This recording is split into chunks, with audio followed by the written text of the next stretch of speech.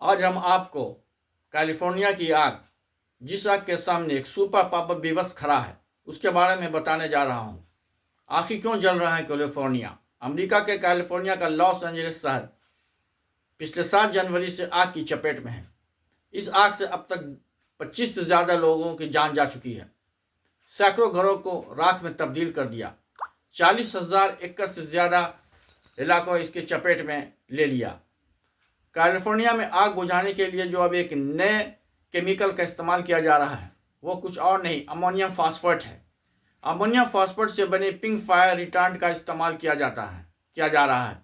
यह गुलाबी रंग का तरल होता है, लिक्विड है। यह पिंक रंग का एक लिक्विड है। पेड़ पौधे पर छिड़का जाता है और आग को बुझाने और उसकी रफ्तार को धीमा करने में यह मदद करता है। अमोनियम फास्फेट से बने पिंक फायर रिटार्डेंट के बारे में मैं ये बताना चाहता हूँ कि इसको हम आसान भाषा में ये समझ सकते हैं कि लंबे समय तक टिका रहता है और भाप में नहीं बदलता है। इसमें गुलाबी रंग जो अलग से चिपकाया जाता है ताकि फायर फाइटर इसे आसानी से देख सके। और हम इसके फायर फाइटर की कोशिशों के बावजूद इस पर नियंत्रण नहीं किया जा सका। आग का असर इतना भयानक है कि बीमा कंपनी इसे इतिहास के सबसे महंगी आग मान रही है। अनुमान के अनुसार 11.6 लाख करोड़ की संपत्ति जलकर राख हो चुकी है। आखिर कैलिफोर्निया की आग क्यों नहीं बुझ रही? इतनी भयानक क्यों है? विशेषज्ञ इसे जलवायु परिवर्तन का संकेत भी मान रहे हैं। अब हम बताना जा रहा हूं कि जलवायु परिवर्तन क्या है, ग्लोबल वार्मिंग क्या है। ग्लोबल वार्मिंग जैसे कि वायुमंडल में हमारे कार्बन डाइऑक्साइड, मीथेन, जलवाष्प और अदर नाइट्रोजन और अदर गैसेस हैं।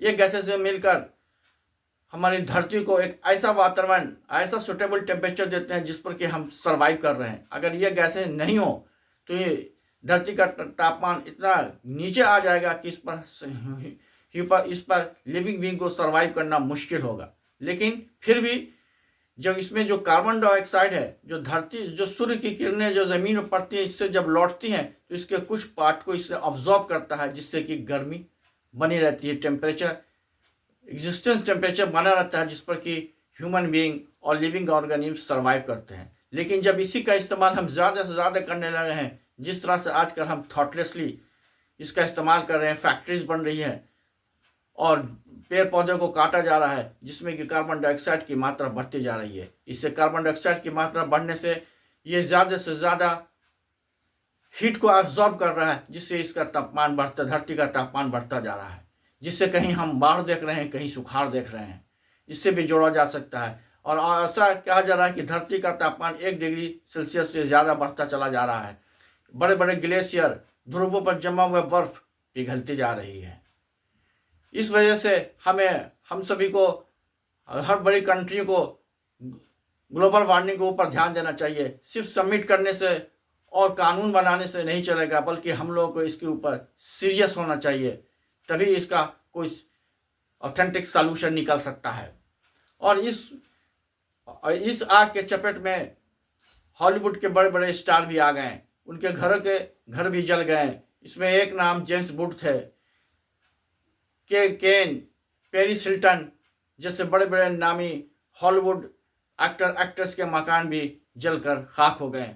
उसी में एक जेम्स वुड थे जिनका कुछ दिन पहले किया गया प्रतिक्रिया, no ceasefire, no forgiveness, kill them all, काफ़ी आजकल चर्चा में आया हुआ है।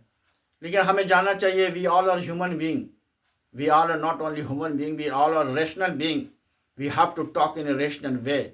ऐसी स्थिति में जबकि 1 करोड़ अमेरिकी खतरे में हैं, हम सभी को उनके बारे में भी सोचना चाहिए। और हर किसी को चाहिए कि जब भी बोलें कोई बात, तब भी आप किसी के अगेंस्ट देते हैं तो ज़रूर सोच समझ के बोलें। We should tell each and every words with pros and cons. हमें और कभी भी ये नहीं सोचना चाहिए कि वार से किसी का भलाई होता है। एक बहुत बड़ा फ्रेज है, वार कट्स बोथ एंड। वार में हमेशा दोनों का ही लॉस होता है, भले ही इसका प्रोपोर्शन कम या ज़्यादा होता है। तो हमें इस तरह के वक्तव्य कभी भी नहीं देना चाहिए। इवन हमें जेम्स वुड के अगेंस्ट भी नहीं बोलना चाहिए। Thank you.